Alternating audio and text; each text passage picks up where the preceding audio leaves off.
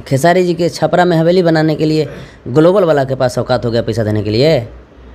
वो तो खुद स्टाफ है, जो एग्रीमेंट कराया वो तो खुद स्टाफ है। उसकी क्या यानी राजकुमार सिंह का बोल रहे हैं स्टाफ? हाँ तो कुछ है, तो वो स्टाफ है, वो मालिक है का, वो ग्लोबल का। इतना औकात होगा कि खेसारी जी को मैंने घर बनाने के लिए या डिफेंडर लेने के लिए पैसा देगा। खेसारी जी आज डिफेंडर या घर बनाए हैं अपने खून पसीना मेहनत करके और अपने ऑडियंस के प्यार आशीर्वाद से। मैंने टोटल 200 गाना, मैंने 2.5 लाख रुपया में एक गाना। 2.5 लाख रुपया में एक गाना और प्रॉफिट का 10% एग्रीमेंट में साफ मेंशन है। कहा है 90% ओकर बाबू खाएगा, 90% ग्लोबल को जाएगा। मैंने कहा जाएगा, इसमें लिखा हुआ है पसीना बहाएगा खेसारी लाल, पसीना बहाएगा पवन सिंह, पसीना बहाएगा संतोष रेणु, खाएगा ओकर बाबू। अच्छा, एक खेसारी जी के इर्द गिर्द में एक आदमी गड़बड़ है, ये भी बात हम 5-6 साल से कह रहे हैं। कौन आदमी? वो जो आदमी है खेसारी जी को पता है और पूरी ऑडियंस भी जान रहे हैं। वही आदमी जो अभी इस बार जो फंसाया है, वही आदमी बाल बच्चा पर भी गाना गवाया था। खेसारी जी के हमेशा बुराई सोचता है वो। अखिलेश कश्यप जैसा ईमानदार आदमी खेसारी जी की टीम में अगर सब लोग रहे तो फिर दिक्कत नहीं होता। बकरा को बलि देने के पहले टीका चंदन खूब मारा जाता है, देखते ना है। तो खेसारी जी के साथ वही हुआ, खूब तलवा सहलाया, खूब मीठा मीठा बात किया, सब चीज़। लेकिन आप खुलासा नहीं कर रहे हैं, ये सब किया कौन? वही वो खेसारी जी को पता है, खेसारी जी को पता है, दर्शकों को नहीं बताइएगा। वो दर्शक भी जान रहे हैं, आप कमेंट में देख लीजिएगा। खेसारी जी जो जाते थे मनोज तिवारी जी के प्रचार में, सबकी बातों को दरकिनार करके, तो मनोज तिवारी जी कहिया काम आएंगे? खेसारी जी को चाहिए कि मनोज तिवारी जी के पास इन मैटर को लेकर के जाएं और सॉर्ट आउट कराएं। एग्रीमेंट तो ग्लोबल म्यूजिक से है ना, एग्रीमेंट वो मनोज तिवारी जी से पूछ के नहीं किए होंगे। तो ये एग्रीमेंट मनोज तिवारी से पूछ के नहीं किए हैं तो अपना आदमी संकट में ही काम आता ना है। इन दिनों भोजपुरी इंडस्ट्री में एक ही खबर चल रहा है कि ग्लोबल म्यूजिक जंक्शन ने खेसारी लाल यादव को फंसा दिया। इसी मुद्दे पे बात करने के लिए हमारे साथ जुड़ चुके हैं संतोष रेणु यादव जी। सबसे पहले स्वागत करते हैं, और तमाम इनका बयान वायरल हो रहा है। सबसे पहले स्वागत करते हैं और बहुत सारी बातों पर चर्चाएँ करेंगे। कैसे हैं भैया?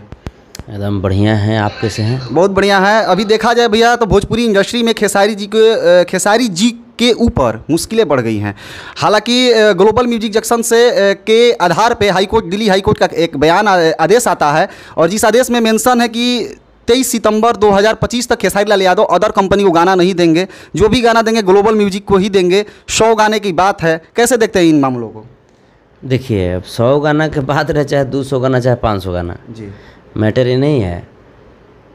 हवा को, कलाकार को, नदी की धारा को कोई रोका है क्या? बिल्कुल नहीं। जो मूर्ख रहेगा वही नहीं रोकेगा, और जब रोका है तो परले आया है। लेकिन एग्रीमेंट है भैया, हाई कोर्ट का आदेश है, तो खेसारी जी को तो कहीं ना कहीं मानना ही पड़ेगा। नहीं, तो हाई कोर्ट का आदेश है, माननीय न्यायालय का सम्मान करते हैं हम भी, और सब लोग को करना चाहिए। लेकिन माननीय न्यायालय में भी भावनाओं को समझा जाता है, और तमाम लोग हैं, तमाम अभी जनता की अदालत हैं, जनता की अदालत पुनः माननीय न्यायालय के पास जाएंगे। और रही बात कि खेसारी जी जो जाते थे मनोज तिवारी जी के प्रचार में, सबकी बातों को दरकिनार करके, तो मनोज तिवारी जी कहिया काम आएंगे? खेसारी जी को चाहिए कि मनोज तिवारी जी के पास इन मैटर को लेकर के जाएं और सॉर्ट आउट कराएं। लेकिन मनोज तिवारी जी के ही पास क्यों जाएं? भाई तो चुनाव प्रचार कीजिएगा मनोज तिवारी के, आओ मैंने लेकिन एग्रीमेंट तो ग्लोबल म्यूजिक से है ना, एग्रीमेंट वो मनोज तिवारी जी से पूछ के नहीं किए होंगे। तो ये एग्रीमेंट मनोज तिवारी से पूछ के नहीं किए हैं तो अपना आदमी संकट में ही काम आता ना है। तब मनोज तिवारी जी के संकट में खेसारी लाल जी खड़ा रहे। जब उनको चुनाव में प्रचार करने की बात आई तो खेसारी जी खड़ा हो गए, यहाँ तक कि हमरों से विरोध करके गए।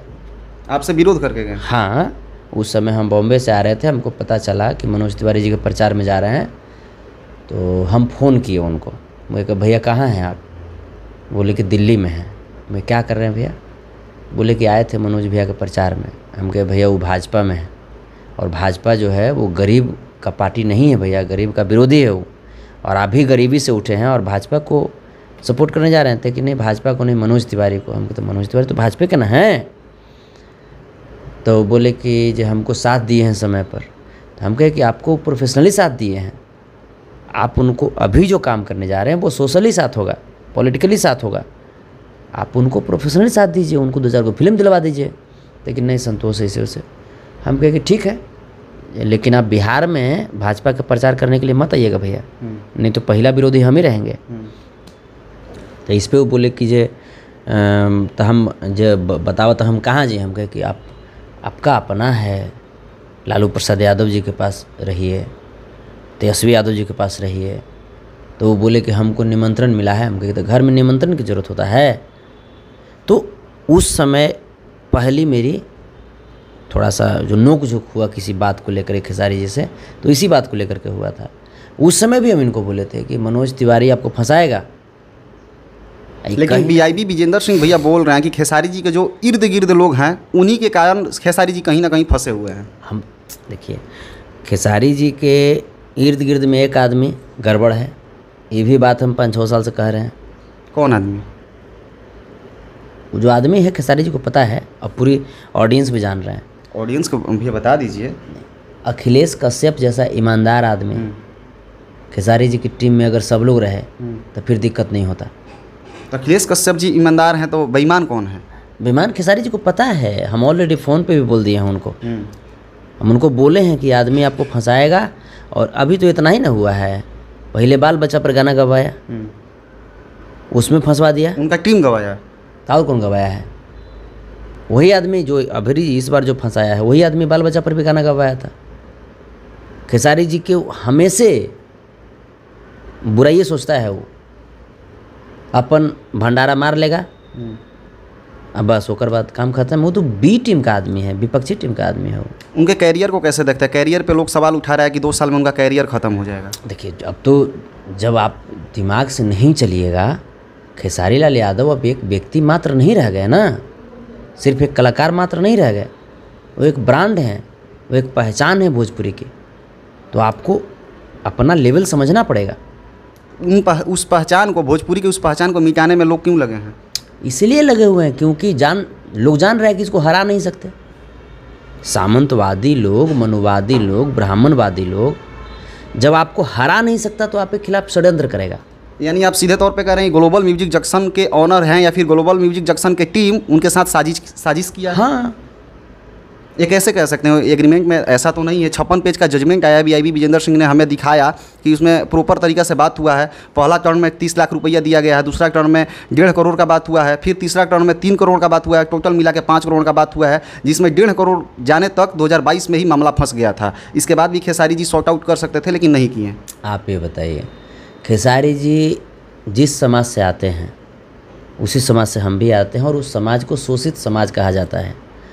शोषित समाज को, जिसमें बैकवर्ड SC ST माइनॉरिटी समाज के लोग आते हैं, उनको पढ़ने लिखने का मौका कब दिया गया? ये तो शोषित समाज थोड़ा सा ऊपर हुआ। परमादरणीय लालू प्रसाद यादव जी, आदरणीय रामविलास पासवान जी, नीतीश कुमार जी, कर्पूरी ठाकुर जी, ये लोग आए, डॉक्टर APJ अब्दुल कलाम जी, भीमराव अम्बेडकर जी, ये लोग आए, तब ना थोड़ा सा अपलिफ्ट हुआ। यानी आप कह रहे हैं कि खेसारी जी पढ़े लिखे नहीं है, इसलिए उन्होंने साइन कर दिया? बिल्कुल। हमारा जो समाज है वो बहुत संघर्ष करके खेसारी जी मैनेजर किस लिए हैं? सोनू पांडे जी हैं, विवेक सिंह जी हैं, या हम वहीं पे आ रहे हैं। हमारा समाज को अवसर कब मिला पढ़ने का? ये तो खेसारी जी लिट्टी चोखा बेच करके अपना खून पसीना बहा करके वहाँ तक पहुँचे अपनी मेहनत के बदौलत। लेकिन ये जो स्थिति है कि मेहनत के बदौलत पहुँच गए, और एक बड़ा कमी होता है, कमी ये होता है कि जो तलवा सहला दिया लगता है कि अपना आदमी है। आई नहीं पता है कि टीका चनन मार रहा है, उसके बाद में बलि भी पड़ता है। बकरा को बलि देने के पहले टीका चनन खूब मारा जाता है, देखते ना है। तो खेसारी जी के साथ वही हुआ, खूब तलवा सहलाया, खूब मीठा मीठा बात किया, सब चीज़। लेकिन आप खुलासा नहीं कर रहे, ये सब किया कौन? वही वो खेसारी जी को पता है, खेसारी जी को पता है, दर्शकों को नहीं बताइएगा। वो दर्शक भी जान रहे हैं, आप कमेंट में देख लीजिएगा, कमेंट में उनका नाम आ जाएगा, कमेंट में उनका जो नाम है। इनमें मुख्य रूप से किसको दोषी मानते हैं? क्योंकि सोनू पांडे भी 2021 का एग्रीमेंट है, तो सोनू पांडे भी उसमें मैनेजमेंट में थे, विवेक सिंह भी थे। किसको मानते हैं आप दोषी? मनुवादी, सामंतवादी, ब्राह्मणवादी विचारधारा खेसारी जी को बर्बाद कर दिया। और तो ब्राह्मण तो अखिलेश कश्यप हैं। हम ब्राह्मण की बात हम नहीं कर रहे हैं, ब्राह्मणवादी विचारधारा है, नीति की बात कर रहे हैं, विचारधारा की बात कर रहे हैं। हम विचारधारा की बात कर रहे हैं। इसमें कोई जाति से मतलब नहीं है। हर जाति में अच्छे लोग हैं, हर जाति में बुरे लोग भी हैं। यादव में कृष्ण थे तो कंस नहीं थे, ब्राह्मण में विभीषण थे तो रावण नहीं थे, है ना? तो हर जाति में अच्छे लोग हैं, कई लोग भैया ये भी कह रहे हैं कि खेसारी जी ने पैसा तो लिया वहाँ से, 5 करोड़ रुपया उठा लिया, हालांकि एक बार में 5 करोड़ उनको नहीं मिला है। मैं एग्रीमेंट जजमेंट हाई कोर्ट का मैं पढ़ा हूँ, तो वहाँ से बोला जा रहा है कि खेसारी जी ने पैसा तो उठा लिया, डिफेंडर ले लिए और छपरा में हवेली बना रहे हैं। इसमें कितना सच्चाई है? मैंने खेसारी जी के छपरा में हवेली बनाने के लिए ग्लोबल वाला के पास औकात हो गया पैसा देने के लिए? वो तो खुद ही स्टाफ है, जो एग्रीमेंट कराया वो तो खुद ही स्टाफ है, उसकी क्या? यानी राजकुमार सिंह का बोल रहे हैं स्टाफ? हाँ तो कुछ है, तो वो स्टाफ है, वो मालिक है का, वो ग्लोबल का।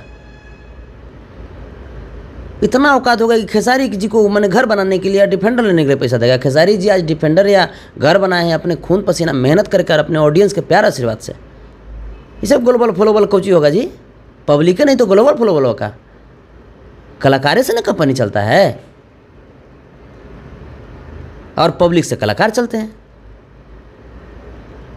देखा जाए तो ग्लोबल म्यूजिक अपना जाल इस तरह से बिछाया हुआ है कि बिहार या फिर उत्तर प्रदेश की जितनी भी कंपनियां हैं, आदिशक्ति को ले ले, बोका म्यूजिक, या फिर तमाम सिंगरों के पर्सनल चैनल को भी ले ले, तो तमाम ऐसे चैनल है जो कि डायरेक्ट जुड़े हैं ग्लोबल म्यूजिक जंक्शन से। ऐसा नहीं लगता कि ये एक तरह से जाल है और सारे कलाकारों को फंसाने की क्रिया कर रही है? जैसे एक बार हमारे पास भी ये ऑफ़र लेकर के आया था ग्लोबल, हाँ ग्लोबल का ही कोई आदमी था, तो हमारे पास भी लेकर के आया ऑफर की ऐसा ऐसा बात है, तो हमको लगा कि कुछ ज़्यादा ही प्रलोभन है।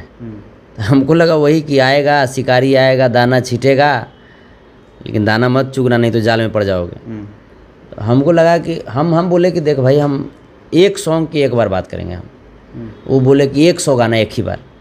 हम कहे कि भाई हमारा ना उतना टाइम है, हम थोड़ा से 100 गाना के बात कर लेंगे। हम रहते हैं समाज में रहे वाला आदमी है, हम कभी वहाँ जाएंगे, कभी वहाँ जाएंगे, कभी वहाँ जाकर पानी पी लिए गला ख़राब हो जाए, कभी वहाँ जा कर के चले गए गोड़ हाथ में मोच आ जाएगा। भैया तू कहेगा कि पहले शूटिंग करवा, हम पहले उन्हें समाज के बात आएगा तो पहले समाज तरफ हम जाएंगे। तो हम कहे कि ये गाना के बात कीजिए, एक गाना करके हम कर सकते हैं। तो कि नहीं 100 गाना एक ही बार, और 100 गाना का पैसा भी उसी दिन दे रहा था हमको। कितना पैसा आपको मिल रहा था? कुछ अमाउंट था, और मैंने अच्छा खासा अमाउंट था। तो हम फिर उस जाल में नहीं पड़े। हम कहे कि हम नहीं पढ़ सकते हैं कि 5 करोड़ में शायद 200 गाना की जो बात थी, 100 गाना की बात है। अभी जो गाना लेटेस्ट में अभी 100 गाना जो बाकी पहले दे चुके हैं उसका बात। हाँ, मैंने टोटल 200 गाना, मैंने 2.5 लाख रुपये में एक गाना। हाँ, 2.5 लाख रुपया में एक गाना, और प्रॉफिट का 10% एग्रीमेंट में साफ मेंशन है। का है 90% ओकर बाबू खाएगा, 90% ग्लोबल को जाएगा।